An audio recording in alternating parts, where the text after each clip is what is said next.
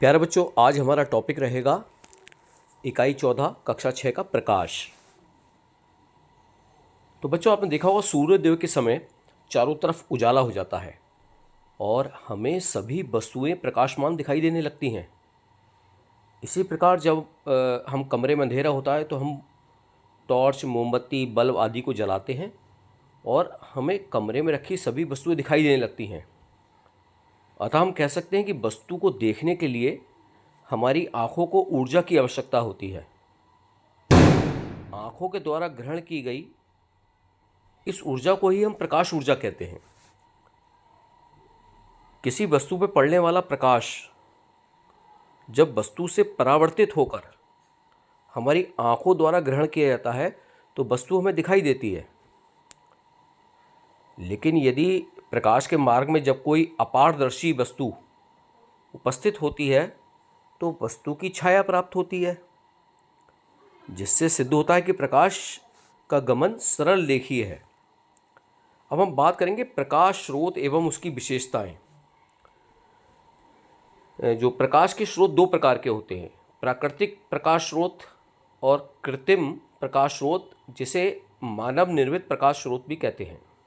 अब प्राकृतिक प्रकाश स्रोत की बात करते हैं हम। ऐसे प्रकाश के स्रोत जो हमें प्राकृतिक रूप से प्राप्त होते हैं, प्राकृतिक प्रकाश स्रोत कहलाते हैं। जैसे सूर्य, ये हमें प्रकृति से मिला है। तारे, सूर्य सबसे बड़ा तारा ही तो है और ये तारे हम टिमटिमाते हुए नजर आते हैं क्योंकि हमसे बहुत ज़्यादा दूर है। जुगनू तथा कुछ समुद्री मछलियाँ भी प्रकाश उत्पन्न करती हैं। तो ये सब कहलाते हैं प्राकृतिक प्रकाश स्रोत। अब मानव निर्मित आप चित्र में देख पा रहे हैं, मोमबत्ती है, टॉर्च है, बल्ब है, रॉड है, दीपक है, CFL है, LED है, विद्युत बल्ब, लालटेन। तो ये सब क्या हैं? ये मानव ने निर्मित करे हैं। तो जिस प्रकाश स्रोत का निर्माण मनुष्य द्वारा किया जाता है उसे मानव निर्मित प्रकाश स्रोत कहते हैं। अब हम बातें आगे चलते हैं। दीप्त एवं अदीप्त वस्तुएं। दीप्त का मतलब क्या है? जो वस्तुएं स्वयं प्रकाश उत्पन्न करती हैं, दीप्त। जैसे जलती हुई मोमबत्ती स्वयं प्रकाश उत्पन्न कर रही है। सूर्य, तारे, लैंप, विद्युत बल्ब, ट्यूबलाइट, CFL, LED, ये सब क्या कहलाएंगे? दीप्त वस्तुएं कहलाएंगे, दीप्त वस्तुएं। लेकिन जो वस्तुएं स्वयं प्रकाश उत्पन्न नहीं कर पाती वो अदीप्त वस्तुएं कहलाती हैं। जैसे मेज से प्रकाश थोड़ी निकलेगा। मोमबत्ती अगर जला देंगे तो प्रकाश निकलेगा, लेकिन मेज, कुर्सी, चारपाई, पुस्तक, दर्पण, यहाँ तक कि चंद्रमा और पृथ्वी, इसका भी अपना कोई प्रकाश नहीं है। तो ये सब क्या है? अदीप्त वस्तुएं हैं। अब प्रकाश का संचरण हम जानेंगे और एक प्रैक्टिकल भी इसके माध्यम से करेंगे। अंधेरे कमरे में मोमबत्ती या बल्ब जलाने पर संपूर्ण कमरा प्रकाशमान हो जाता है। इसी प्रकार सूर्य से जब प्रकाश पृथ्वी की ओर आता है तो वह निर्वात में भी चलता है। तो अतः हम कह सकते हैं कि प्रकाश संचरण के लिए किसी माध्यम की आवश्यकता नहीं होती है, वो निर्वात में भी चल लेता है प्रकाश। तो निर्वात के अलावा प्रकाश पारदर्शी वस्तुएं जैसे वायु, गैस, जल, ग्लिसरीन आदि से होकर भी गुजर सकता है। आइए प्रकाश के विषय सही कर लेते हैं थोड़ा सा। आइए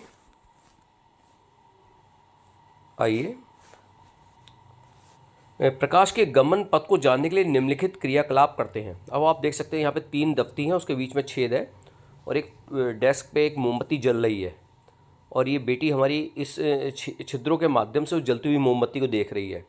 तो देखिए इसे क्या करेंगे हम इस क्रियाकलाप को करने के लिए, जिसके माध्यम से हम जानेंगे कि प्रकाश का जो पथ होता है वो कैसा होता है। समान आकार की 3 आयताकार दफ्ती का टुकड़ा या तथा एक मोमबत्ती लीजिए। दफ्ती के टुकड़ों को एक दूसरे को रखकर उनके बीच में एक छेद कर लीजिए। मोमबत्ती को जलाकर मेज पर रखिए। दफ्ती के तीनों टुकड़ों को चित्र की भांति गीली मिट्टी की सहायता से, देखिए नीचे गीली मिट्टी लगी हुई चित्र में देखिए, और उसकी सहायता से इन्हें सीधा खड़ा कर दिया गया है। और जब इन्हें सीधा खड़ा करेंगे चित्र के अनुसार तो ये ध्यान रहे कि इनके छिद्रों की ऊंचाई बिल्कुल बराबर रहे। मोमबत्ती को इस प्रकार प्रथम टुकड़े के सामने रखिए और इसकी लौ छिद्रों के सामने हो, ऐसे रखना है हमें। अब अंतिम दफ्ती के टुकड़े के सामने नेत्र द्वारा मोमबत्ती के लौ को देखिए। क्या आपको मोमबत्ती की लौ दिखाई दे पड़ रही है? हाँ, दिखाई देगी। लेकिन अब आगे क्या करेंगे, हम बीच वाली दफ्ती के टुकड़े को थोड़ा इधर उधर खिसका देंगे। अब जब इधर उधर खिसकाएंगे तो उसका छिद्र दाएं बाएं हो जाएगा, ऊपर नीचे हो जाएगा। तब आपको मोमबत्ती की लौ आपको दिखाई नहीं देगी। तो इससे हम पता कर सकते हैं कि जो प्रकाश होता है वो सीधी रेखा में चलता है। भाई, प्रकाश की चाल 3 लाख किलोमीटर प्रति सेकंड होती है। सूर्य से पृथ्वी तक प्रकाश आने में 500 सेकंड लगते हैं। तो किसी अन्य पारदर्शी माध्यम में प्रकाश की चाल निर्वात में प्रकाश की चाल से कम होती है। यानी निर्वात में सबसे तेज चलता है प्रकाश। अब हम जानेंगे पारदर्शी, अपारदर्शी तथा पारभासी वस्तुएं क्या होती हैं। पारदर्शी, जिनके पार देख सके हम। अब यहाँ पे भी एक क्रियाकलाप कर रहे हैं हम। चित्रानुसार कांच का एक स्वच्छ आयताकार टुकड़ा, घिसा हुआ कांच, ट्रेसिंग पेपर, लकड़ी का टुकड़ा तथा दफ्ती का आयताकार टुकड़ा और मोमबत्ती लीजिए। अब दिखाए गए चित्र की भांति मोमबत्ती को जलाकर मेज पर रखिए और सभी आयताकार टुकड़ों को बारी बारी से मोमबत्ती की लौ के सामने रखकर लौ को देखिए।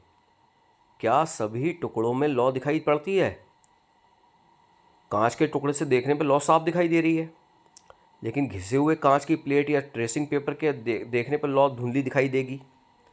जबकि दफ्ती या लकड़ी के टुकड़े, आयताकार टुकड़े से देखने पर लौ बिल्कुल दिखाई नहीं देगी। क्या हम कमरे की दीवार के आर पार देख सकते हैं? दूसरे कमरे में नहीं देख पाते हैं। तो ऐसी वस्तुएं जिनसे होकर प्रकाश आर पार निकल जाता है उन्हें पारदर्शी वस्तुएं कहते हैं, जैसे स्वच्छ कांच, स्वच्छ जल, ग्लिसरीन। ऐसी वस्तुएं जिनसे होकर प्रकाश केवल आंशिक बाहर निकलता है उन्हें पारभासी वस्तुएं कहते हैं, जैसे घिसे हुए कांच या तेल लगे हुए पेपर के आर पार देखें धुंधला दिखाई देगा हमें। और ऐसी वस्तुएं जिनसे होकर प्रकाश बिल्कुल ना निकल पाए उन्हें अपारदर्शी वस्तुएं कहते हैं, जैसे दफ्ती का टुकड़ा, लकड़ी के टुकड़े को प्रकाश पार थोड़ी कर पाता है। आप लकड़ी के मोटे टुकड़े पे या उस पर टॉर्च मारी लकड़ी के टुकड़े पे तो उसके पीछे प्रकाश जाएगा ही नहीं। ये क्या है? अपारदर्शी। अब हम जानेंगे छाया, प्रछाया और उपछाया किसे कहते हैं। बच्चों, छाया तो आप जानते ही हैं। आपने देखा होगा सूर्य के प्रकाश के सामने जब आपका शरीर आता है तो शरीर की अपारदर्शी माध्यम होने के कारण, भाई शरीर तो अपारदर्शी है, शरीर के आर पार प्रकाश थोड़ी जा पाता है, तो शरीर अपारदर्शी माध्यम होने के कारण प्रकाश की किरणों के लिए अवरोध उत्पन्न करता है। तब पृथ्वी के जितने भाग पर सूर्य का प्रकाश नहीं पहुंचता उतने भाग पर एक अंधकार आकृति बनती है, जिसे हम बोलचाल की भाषा में परछाई या छाया कहते हैं। तो इस छाया के 2 भाग होते हैं। अब आप देख रहे हैं, चित्र में भी देख रहे हैं कि मध्य भाग, नीचे वाले चित्र में 14.5 में देखिए आप कि एक टॉर्च के आगे एक गेंद रखी गई है। तो गेंद की छाया जब दीवार पे पड़ रही है तो एक गेंद की छाया तो बहुत काली सी पड़ रही है, तो जो बहुत काली सी छाया है बीचों बीच वो कहलाती है परछाया। और चारों तरफ जो एक छल्ला सा बनना है जो धुंधला सा है तो वो कहलाता है उपछाया। तो यहाँ पे क्रियाकलाप हम करेंगे। एक टॉर्च पे काला कागज़ तथा एक छोटी गेंद लीजिए। एक टॉर्च लें, काला कागज़ लें, एक छोटी गेंद।